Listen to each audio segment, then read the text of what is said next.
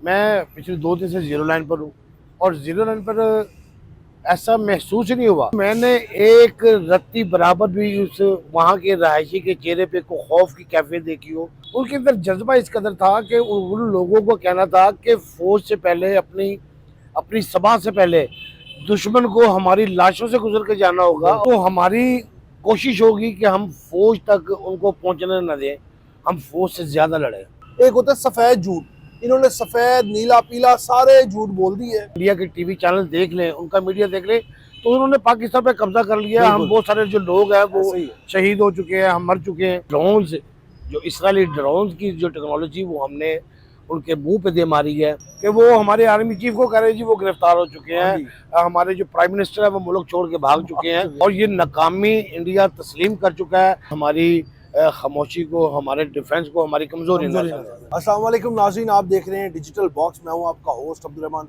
नाज़रीन, पाक भारत कशीदगी जो है वो इस टाइम चल रही है और अगर भारतीय मीडिया देखा जाए तो उनके बकौल वो लाहौर पहुंचे होते हैं, कराची पोर्ट पर पहुंचे होते हैं और न जाने क्या क्या। तो क्या हकायक है? हमारे साथ राना आमिर साहब मौजूद हैं, सीनियर क्राइम रिपोर्टर हैं और 2 दिन से ज़ीरो लाइन पर कवरेज कर रहे हैं और उसके आसपास गाँव में जो लोग हैं उनसे भी राना साहब आपकी मुलाकात होती रही है।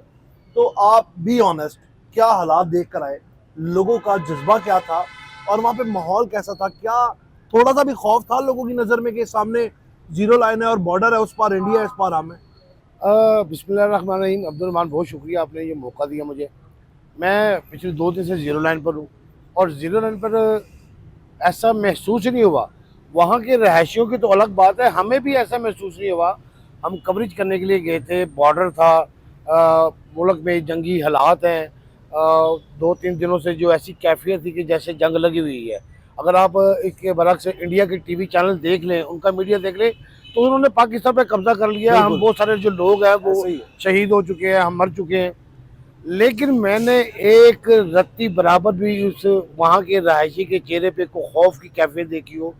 उनके अंदर जज्बा इस कदर था कि उन लोगों को कहना था कि फौज से पहले अपनी अपनी सभा से पहले दुश्मन को हमारी लाशों से गुजर के जाना होगा और हम इस कदर अतावले हो चुके हैं, हम इस कदर जज्बाती हो चुके हैं कि हम इंडियन फौज को किसी भी तरह जीरो लाइन नहीं क्रॉस करने देंगे। हमने उधर देखा कि जो इंडिया की जानिब जो देहात थे वो मोस्टली खाली हो चुके थे। हमारी जो लाहौर की सरहद है, जो देहाती इलाके 58 इसमें देहात है जो नियरेस्ट है जीरो लाइन से। अच्छा, वो 58 के 58 आबाद हैं। लोग रोज़मर्रा के अपने काम कर रहे हैं, गंदम की कटाई की हुई उन्होंने, उनके जानवर मवेशी वो फिर रहे हैं। ज़िंदगी मामूलात के मुताबिक थी, स्कूल चल रहे थे।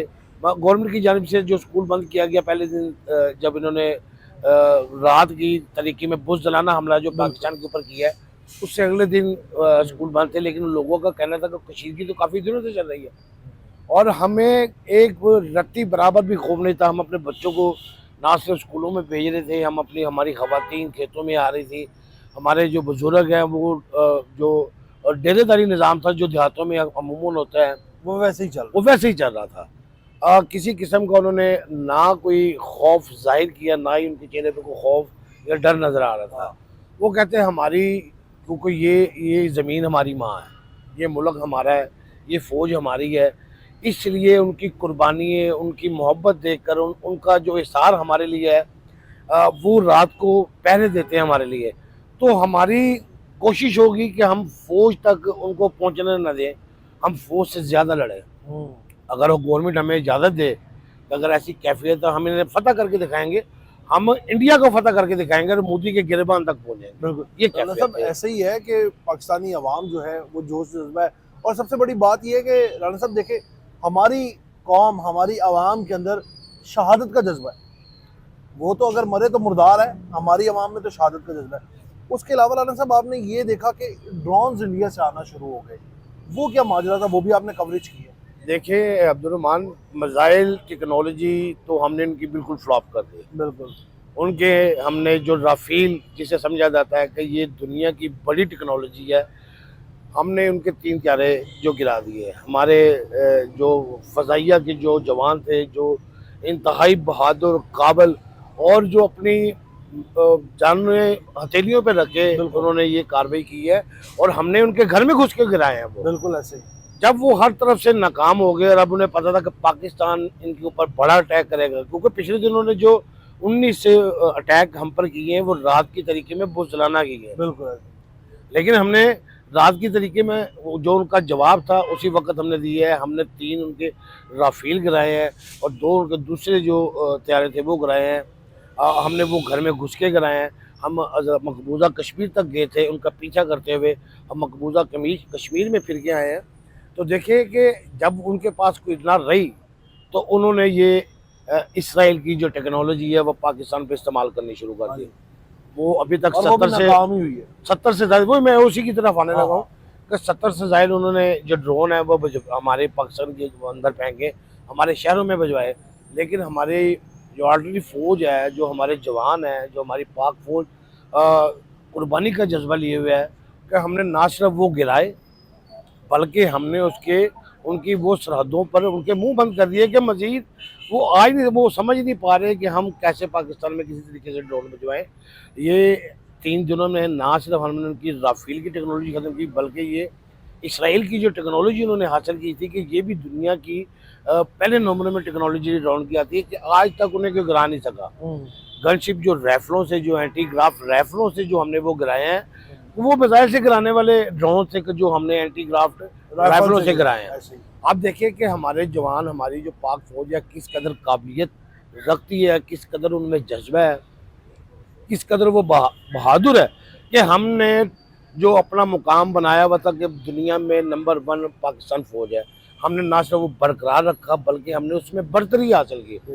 दुनिया को दिखा दिया कि राफेल की जो टेक्नोलॉजी है और जो ये ड्रोन्स, जो इसराइली ड्रोन्स की जो टेक्नोलॉजी वो हमने उनके मुंह पे दे मारी है।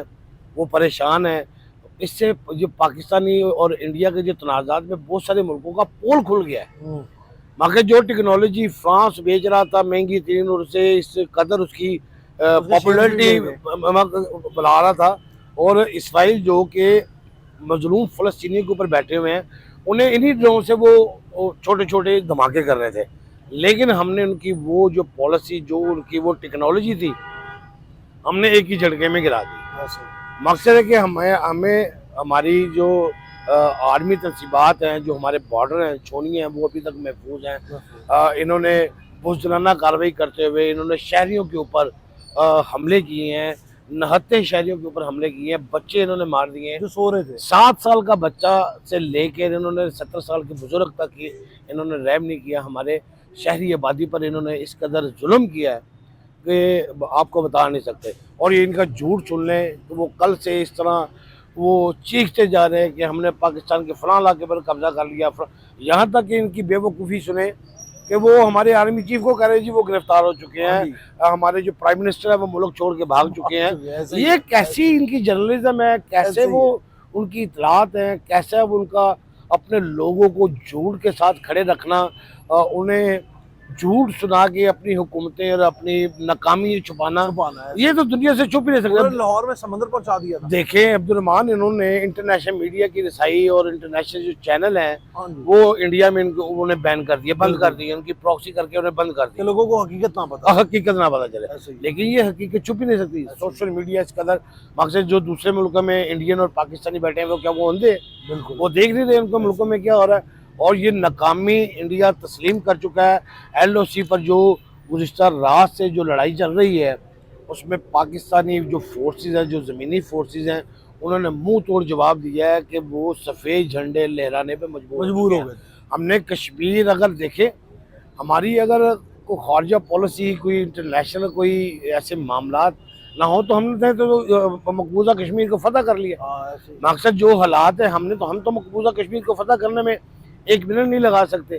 लेकिन क्योंकि दोनों ममालिक, यानी हमने अपने मुल्क की भी जो सूरत भी देखनी है ना, हम डिफेंसिंग पॉइंट पे खड़े हैं। अच्छा, इस सारे मामले में पाकिस्तान अभी तक डिफेंसिंग पॉइंट पे खड़ा है। बिल्कुल, हम अटैकिंग पॉइंट पे नहीं है। हम बार बार कह रहे हैं, हमारी ISPR, हमारी पाक फौज, हमारी हुकूमत उन्हें बार बार बाबर करवा दी है कि हम डिफेंसिंग पॉइंट पे, हमें मजबूर ना किया जाए कि हम अटैक पे हैं। अगर हमारी डिफेंसिंग पॉइंट में हमने उनका अरबों रुपए का नुकसान कर दिया, उनकी टेक्नोलॉजी, उनकी जो फौजी तनसीबात है वो तबाह कर दी, उनकी छोनगी तबाह कर दी, उन्हें भागने पे मजबूर कर दिया है, तो हमें मजबूर ना करें कि हम उनके घर में घुस जाएं। हम उनके पाकिस्तान तो ऑलरेडी ये कह चुका है, हम शहरी आबादी या उनके जो मजहबी मुकामात हैं उन्हें उनको किसी निशाना तरीके से नहीं निशाना नहीं ऐसे ही। बनाएंगे। हमने 30 से ज़ायद जो उनके जो मुकामात उन्हें लॉक किया हुआ है, और मुझे लगता है कि इससे भी ज़्यादा होंगे, 30 से ज़्यादा भी हो सकते बिल्कुल हैं। ऐसे ही है। लेकिन हमारी खामोशी को, हमारे डिफेंस को हमारी कमज़ोरी ना कमजोरी समझें। नजर आ रही है।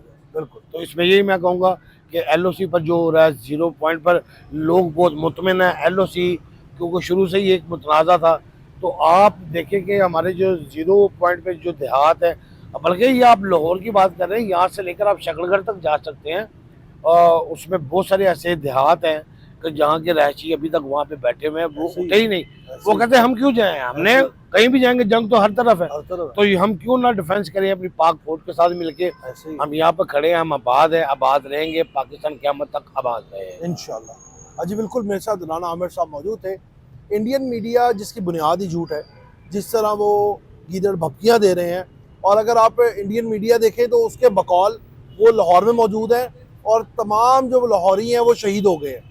तो ये हमारी आत्माएं जो हैं वो नहीं बैठी हुई, इनका मीडिया जो है वो झूठ की बुनियाद पर है। इसीलिए इंडिया में ज़्यादातर पाकिस्तानी यूट्यूब चैनल्स बैन कर दिए हैं। लेकिन आजकल वीपीएन बड़ा आसान हल है, तो इंडियन लोग वीपीएन इस्तेमाल करके पाकिस्तानी चैनल भी देखेंगे और उनको हकीकत पता भी लगेगी कि मोदी सरकार किस तरह से, एक होता है सफ़ेद झूठ, इन्होंने सफ़ेद नीला पीला सारे झूठ बोल दिए, अपनी आवाम को पागल बना रहे हैं। नाज़रीन, इसी के साथ मुझे इजाज़त दें। हमारे चैनल को सब्सक्राइब लाजमी कर लीजिएगा ताकि आपको आने वाली बर वक्त अपडेट्स मिलती रहें। तब तक के लिए अल्लाह निगहबान।